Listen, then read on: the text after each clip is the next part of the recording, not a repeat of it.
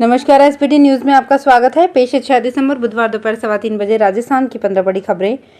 राजस्थान में श्री राष्ट्रीय राजपूत करणी सेना के राष्ट्रीय अध्यक्ष सुखदेव सिंह गोगामेड़ी घटना के विरोध में बुधवार को राजस्थान के बंद के आह्वान पर जयपुर, कोटा, जोधपुर, जैसलमेर, चूरू, बीकानेर और उदयपुर समेत अन्य शहरों में बाजार बंद रहे। कई शहरों के स्कूलों में भी छुट्टी घोषित कर दी गई।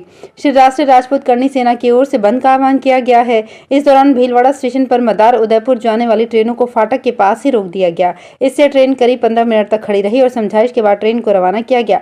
जयपुर शहर में चलने वाली लो फ्लोर बसों का संचालन बंद करवा दिया गया है। राज्यपाल ने कहा, अपराधियों के खिलाफ की जाए कड़ी कार्यवाही। राज्यपाल कलराज मिश्र ने बुधवार को मुख्य सचिव, गृह सचिव, पुलिस महानिदेशक और पुलिस आयुक्त को राजभवन बुलाकर प्रदेश की कानून एवं शांति व्यवस्था की विशेष समीक्षा की। मिश्र ने कहा, प्रदेश में शूटर्स द्वारा दिन दहाड़े हत्या गंभीर मामला है। उन्होंने इस संगठित अपराध से उपजे हालात पर निरंतर निगरानी रखे जाने की हिदायत दी। विशेष रूप से उन्होंने अपराधियों को पकड़े जाने के लिए पुख्ता कार्यवाही सुनिश्चित करने के भी निर्देश दिए। उन्होंने कहा कि प्रदेश में कानून एवं शांति व्यवस्था किसी भी स्तर पर नहीं बिगड़े, इसके लिए पुलिस और प्रशासन सभी स्तरों पर प्रभावी कदम उठाए। राज्यपाल ने पुलिस और प्रशासन के स्तर पर निरंतर सभी स्थानों पर अलर्ट रहते हुए कार्य करने के भी निर्देश दिए।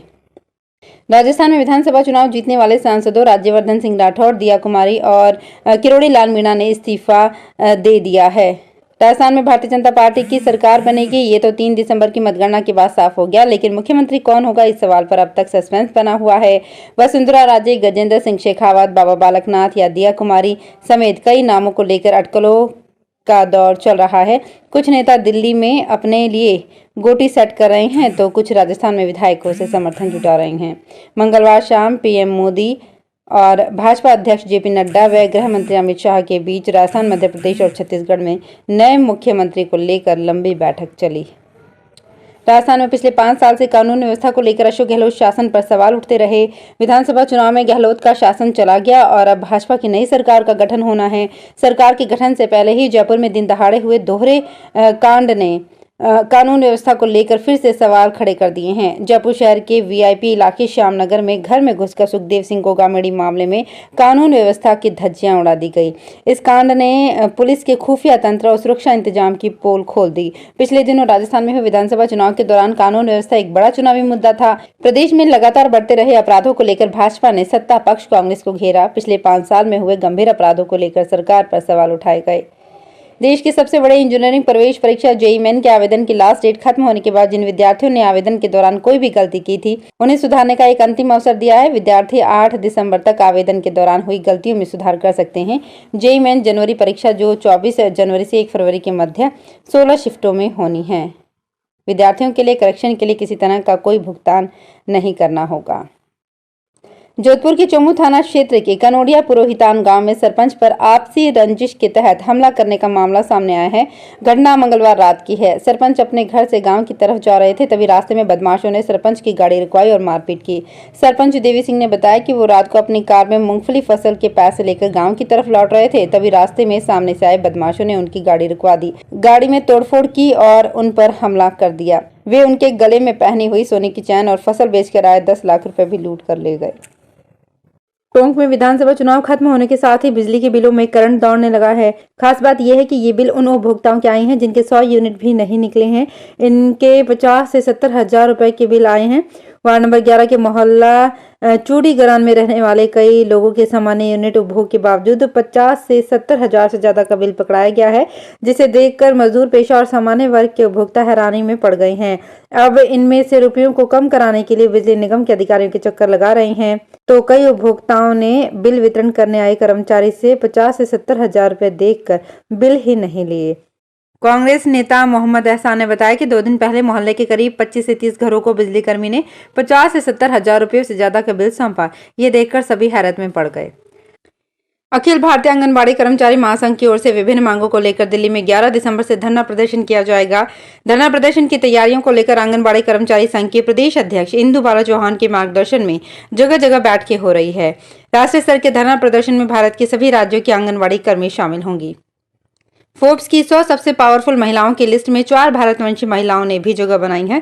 इस लिस्ट में केंद्रीय वित्त मंत्री निर्मला सीतारमण 32वें स्थान पर है। इस लिस्ट में 3 अन्य भारतीय महिलाएं HCL कॉर्पोरेशन की CEO Roshni Nadar Malhotra rank 7, steel authority of India की चेयरपर्सन सोमा मंडल रैंक 70 और बायोकॉन की संस्थापक किरण मजूमदार शो रैंक 76 भी शामिल हैं। ये लगातार 5वीं बार है जब निर्मला सीतारमण ने इस लिस्ट में जगह बनाई है। वे पिछले साल इस लिस्ट में 36वें स्थान पर रही थी। जयपुर ग्रामीण के शाहपुरा के खोजावाला स्थित भाजपा कार्यालय में भाजपा नेता उपेंद्र यादव की अध्यक्षता में भाजपा कार्यकर्ताओं की मीटिंग आयोजित की गई। मीटिंग में आगामी लोकसभा चुनाव को लेकर चर्चा की गई। साथ ही शाहपुरा क्षेत्र के विकास और संगठन को मजबूत करने पर भी विचार विमर्श किया गया। इस दौरान भाजपा प्रत्याशी उपेंद्र यादव ने कहा कि राजस्थान में भाजपा की सरकार प्रचंड बहुमत से बनी है। सभी कार्यकर्ता एकजुट होकर लोकसभा चुनाव में भाजपा को जीत दिलवाने का काम करेंगे। सीबीएसई ने 10वीं और 12वीं परीक्षा के नतीजों को लेकर बड़ा बदलाव किया है। नतीजों में अब ओवरऑल डिवीजन, डिक्टेशन और एग्रीगेट अंक नहीं दिए जाएंगे।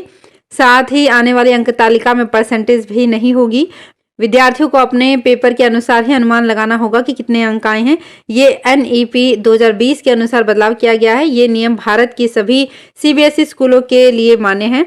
केंद्रीय विद्यालय मोती डूंगरी के प्राचार्य लेखराम सैनी ने बताया कि अगर किसी विद्यार्थी ने परीक्षा के लिए 5 से ज्यादा विषय लिए हैं तो इनमें से टॉप 5 विषय कौन से होंगे, इसका फैसला उच्च अध्ययन के लिए दाखिला लेने वाले शैक्षणिक संस्थान करेंगे। इसी तरह अगर नौकरी देने वाले किसी कंपनी को विद्यार्थी का सीबीएसई बोर्ड का नतीजा परखना है तो वो अपने हिसाब से 5 या उससे ज्यादा विषयों के अंकों को देखकर फैसला कर सकती है। अंक तालिका में कुल अंक दिए होंगे। सीबीएसई उच्च शैक्षणिक संस्थानों या कंपनियों को डिवीजन और डिक्टेशन की जानकारी नहीं देगा। श्री राष्ट्रीय राजपूत करनी सेना के संस्थापक सुखदेव सिंह गोगामेड़ी मामले के विरोध में कोटा में भी राजपूत समाज सड़क पर उतरा। समाज के लोग सूरजपोल स्थित राजपूत हॉस्टल में इकट्ठा हुए। इसके बाद करनी सेना व समाज के लोग गुमानपुरा कैथुनी पोल इलाके में बाजार बंद करवाने निकले, जिन्हें समाज के पदाधिकारियों ने वापस हॉस्टल बुलवा लिया। समाज के लोग दोपहर में कलेक्ट्रेट के बाहर प्रदर्शन करेंगे। इधर कोटा बंद के आह्वान पर प्राइवेट स्कूलों में छुट्टी कर दी गई है। सीकर के मतगणना दलों के द्वितीय प्रशिक्षण में अनुपस्थित रहने वाले एक कार्मिक को जिला निर्वाचन अधिकारी ने कारण बताओ नोटिस जारी किया है। जिला निर्वाचन अधिकारी सौरभ स्वामी ने बताया कि निर्वाचन विभाग के निर्देशानुसार विधानसभा चुनाव के लिए 1 दिसंबर को मतगणना दलों के द्वितीय प्रशिक्षण आयोजित किया गया था। द्वितीय प्रशिक्षण में राजकीय उच्च माध्यमिक विद्यालय काशी का बास के रोशनलाल कौक चुनाव प्रशिक्षण में अनुपस्थित रहे। इन पर अनुशासनात्मक कार्यवाही की जाएगी। 2 दिन में नोटिस का जवाब पेश करना होगा। डूंगरपुर में बिछीवाड़ा लैंप्स व्यवस्थापक और सेल्समैन द्वारा गरीबों की राशन के गबन का मामला सामने आया है। उपभोक्ताओं की ओर से की गई शिकायत पर रसद विभाग की ओर से जांच में 757 क्विंटल गेहूं के गबन का खुलासा हुआ है।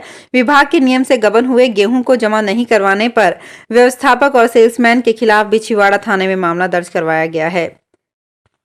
अर्धवार्षिक परीक्षा की तैयारी अंतिम चरण में चल रही है। परीक्षा संयोजक देवेंद्र पाल सिंह ने बताया कि टोंक जिले की अर्धवार्षिक परीक्षा 13 दिसंबर से शुरू होगी। इसका समय विभाग चक्र अलग से जारी कर रहा है। पूर्व में इन परीक्षाओं को 11 दिसंबर से करवाना था, जिन्हें विभागीय निर्देश और विद्यार्थी अध्ययन को देखते हुए 13 दिसंबर से आरंभ किया जाएगा। परीक्षा के प्रश्न पत्र पूर्व की भांति जिले के नोडल राजकीय विद्यालयों टोंक, देवली, मालपुरा, उनियारा, निवाई, पिपलू और टोडा राय सिंह से 11 दिसंबर को वितरित किए जाएंगे, जहां से सभी विद्यालय अपने अपने विद्यालय के प्रश्न पत्र उसी दिन प्राप्त करेंगे। तो फिलहाल इस बुलेटिन में इतना ही। फिर हाजिर होंगे कुछ और बड़ी खबरों के साथ। अगर आप भी अपने आसपास की छोटी बड़ी और महत्वपूर्ण खबरों से अपडेट रहना चाहते हैं तो सब्सक्राइब कीजिए हमारे चैनल SPT न्यूज को और प्रेस कीजिए बेल आइकन पर।